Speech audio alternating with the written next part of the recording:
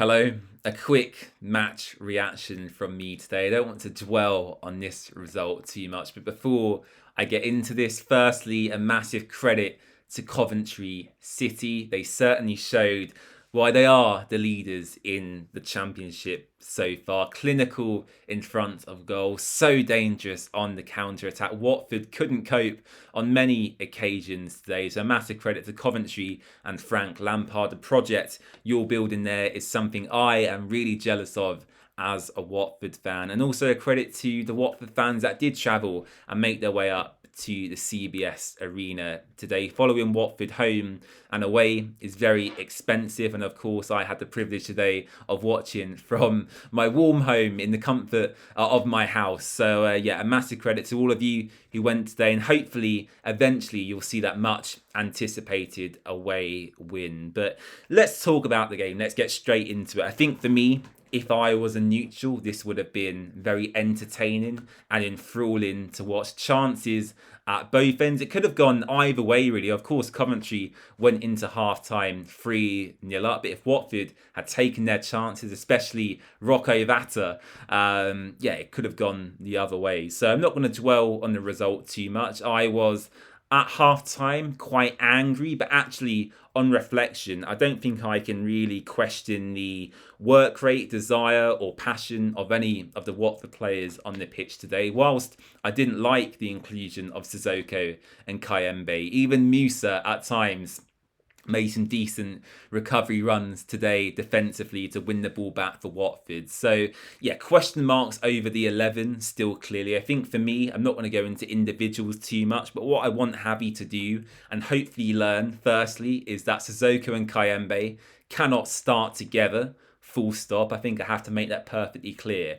And also the 5 or 6 changes we're seeing every game cannot help with team performance and team consistency. I said this in my reaction last time out actually against West Brom. Whilst he won that game, what I want to see Javi do now is very quickly find out his best squad, his best formation, and bar 1 or 2 changes each week, largely stick with the core of your team. You know, Loser is a must start. Mamadou Doumbia is very quickly becoming a must start, as is Rocco Vata, Kiprianu, Mark Boller, you can include in that as well. So you have a core of the Watford team, and then you only make a couple of changes around them, because what we're seeing at the moment, especially defensively as well, is large changes week in, week out. And for me, as a player, if I was in this Watford team, it would be very difficult for me to form relationships both consciously and subconsciously with my teammates, because it seems like square pegs in round holes at times. And if I'm Matty Pollock and I'm playing with Kevin Caben, James Abankwah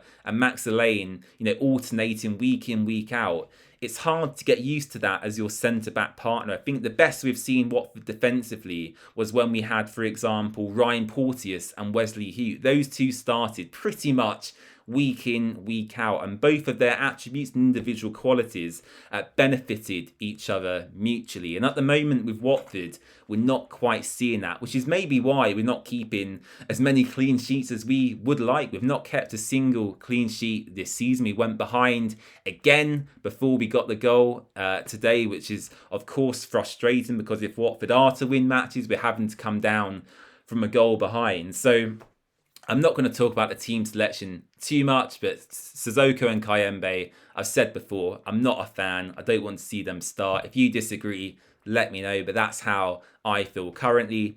Good to see Quadwo come in. I started the movement on social media a few weeks ago, #FreeBar.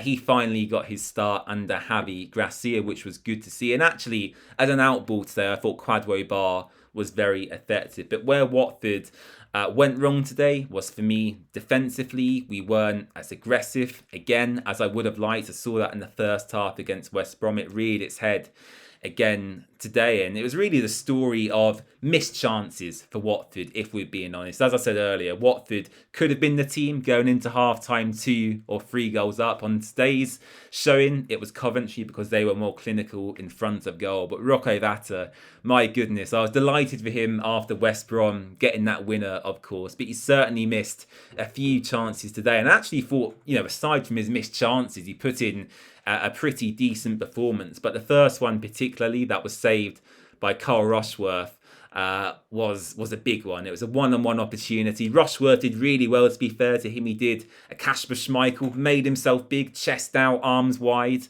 But yeah, I'm sure Vata will be kicking himself after the game. I don't need to sit here and berate him. I'm sure he'll know he should be doing better from them occasions. Unfortunately, that is where the Watford demise started, just a couple of minutes into the game. They countered very quickly. A lovely dinked cross to the far post was headed in by Brandon Thomas Asante. He was always going to be the danger man today. Another goal for him to add to his tally. After that, Watford conceded a corner. The loose ball fell to Allen, who slotted away from just outside the box. Abankwa then got sent off, in my opinion, for a clear denial of a goal-scoring opportunity at the time. I was watching the match here on YouTube with lots of you. I thought there was maybe a covering Watford defender, but actually, on reflection, if I am to be honest, he didn't get anywhere near the ball. He swiped at the player's legs. It was a clear foul for sure. Was it a red card? 9 times out of 10, I would say probably yes. So James Abankwa, silly from him. But of course, he's young. He's inconsistent. We saw it against Oxford away last season. It's happened again today. Hopefully, we'll learn from this experience moving forward. And then Sakamoto got the 3rd goal for Coventry before half-time. And that was it really for them. They didn't create loads in the second half. Watford sat back and just tried to contain them, really damaged control, as I said earlier. But actually, Watford did get a goal today, and that come via Imran Louza once again with the penalty, our first penalty this season, and it was slotted away by Imran very nicely. Rocco Vata with some nice work down the right-hand side, jinking past a few Coventry City players. He played a lovely ball in behind for Vivaldo Semedo to run onto, and this was probably the only mistake Carl Rushworth made today. He clearly took Semedo out, in my opinion, quite clearly. The referee straight away pointed to the spot, and as I said, Imran Louza stuck away. So obviously disappointed in the nature of the defeat and how easily Watford conceded the goals.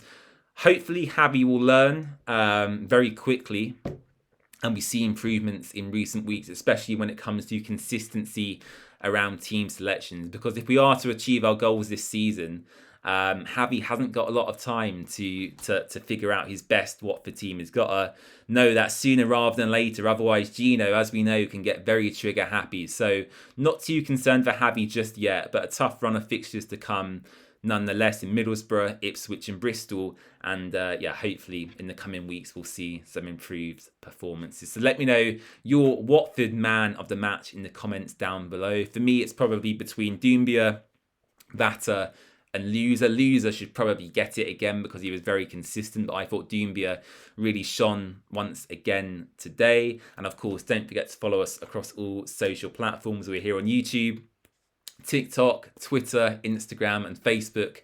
And I'll be back during the week for your Middlesbrough match preview. So thank you for watching, and I'll see you again very soon. Bye-bye.